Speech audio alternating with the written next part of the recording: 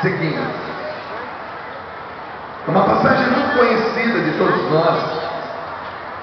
Vou pedir para que pare com a brincadeira da água agora, por favor, para dar um momento. Vocês foram muito bem até agora. É só dar um tempinho, depois você retoma a brincadeira. Tá bom? Não é por mim, é por isso. Tá bom? Tá bom.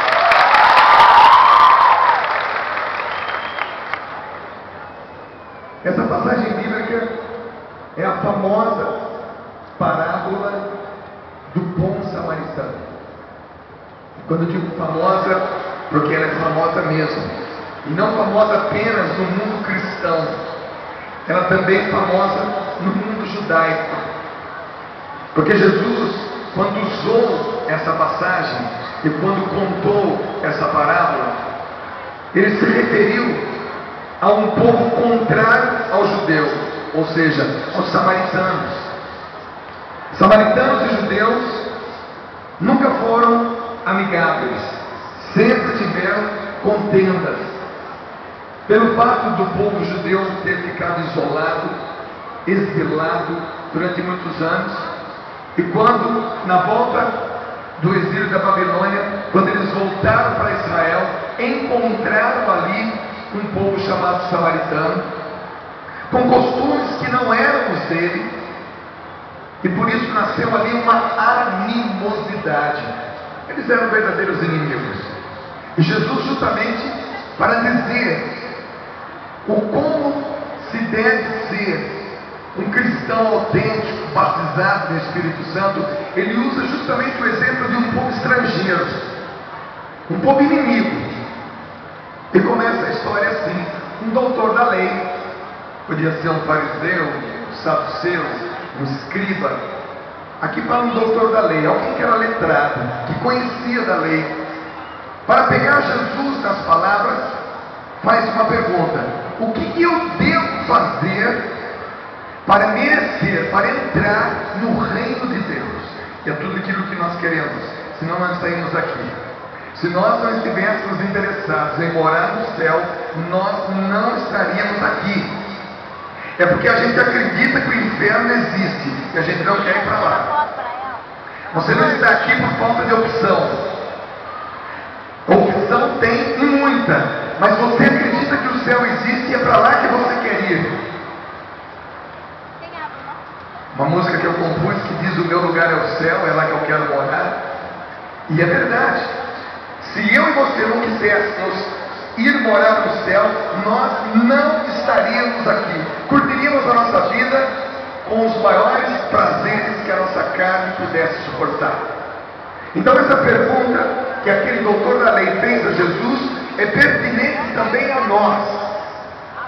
Ele chegou e perguntou: o que eu devo fazer para entrar, para merecer, para alcançar o reino do céu? Jesus disse: o que está escrito?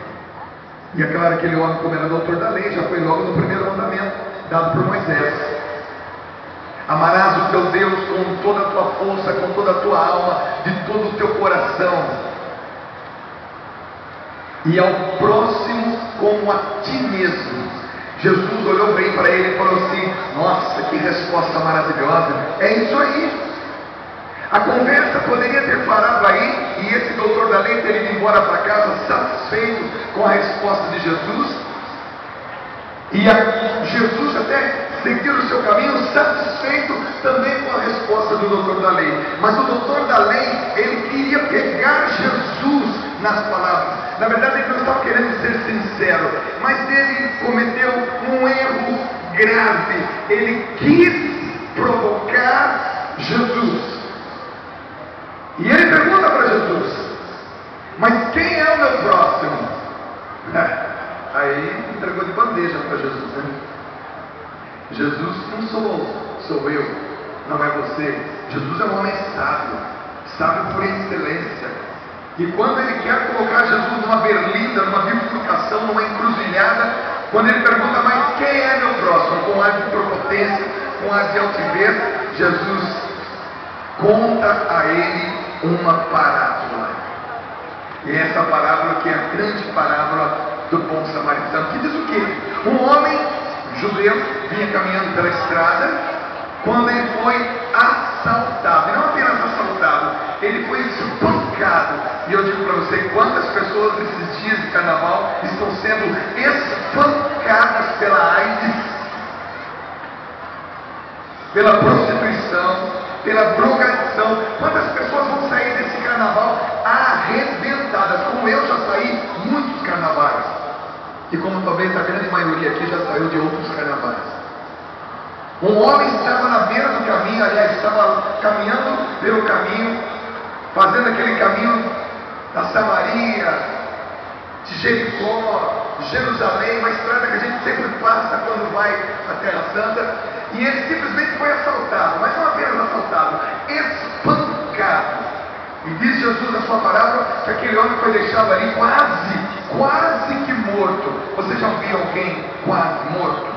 Você já teve essa oportunidade de estar num lugar onde você disse alguém que estava quase morrendo?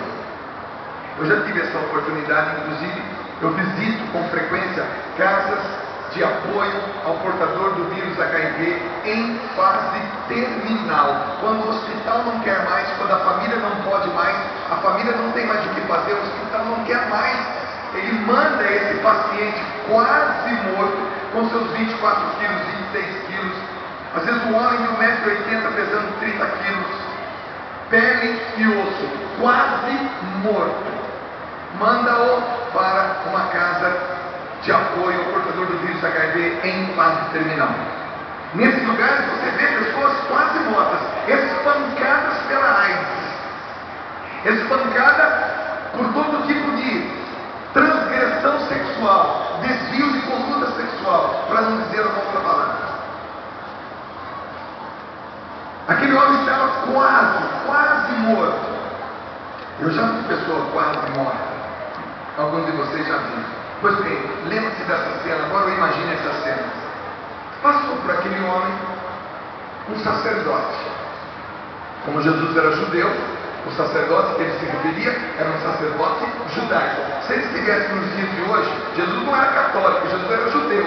O catolicismo surgiu depois. A Igreja Católica Apostólica Romana veio anos depois. Jesus, como bom judeu, usou um exemplo do seu próprio povo. E se ele estivesse no nosso meio hoje, ele usaria exemplo do seu próprio povo. Poderia usar um padre, um bispo, um cardeal, um papa. Passou por aquele homem e não fez nada. Olhou, isso não é comigo, isso não tem nada a ver comigo, e foi embora. Passou um segundo homem, um levita. Levita era um consagrado, um escolhido, um separado, que é o meu caso. Sou membro de uma comunidade de vida.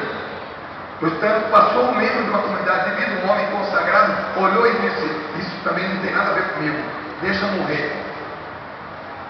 E a terceira pessoa que passou, ele cita que foi um samaritano, justamente um homem de um povo inimigo do seu povo. Mas ele usa justamente isso, um estrangeiro, um estranho, que passou por aquele homem, olhou para aquele homem, se debruça sobre ele, pega o vinho que estava na sua cintura, joga nas feridas, limpa, pega o azeite, joga para suavizar as feridas, pega o colo, coloca na sua montaria, cavalo, jumento, para você criar cabelo, mas coloca na sua montaria, leva até uma hospedagem, desce, coloca, deixa 2 denários ali, diz para o dono da hospedagem: gasta tudo o que você puder na volta, quando eu voltar da minha viagem, o que você tiver gasto a mais do que esses 2 denários, eu vou reembolsar, mas recupera esse doente, recupera esse espancado. Você está olhando para alguém que foi espancado pela vida. Já usei drogas, já tirei cocaína, já me prostituí, já fui colocado quase que morto na varanda da minha casa. Passaram pessoas ao meu lado e não me olharam. Passaram outras pessoas e me viram. Encurtaram a distância entre o sofredor e aquele que poderia socorrer, só pelo fato de olhar, ou seja, encurta essa distância. E nós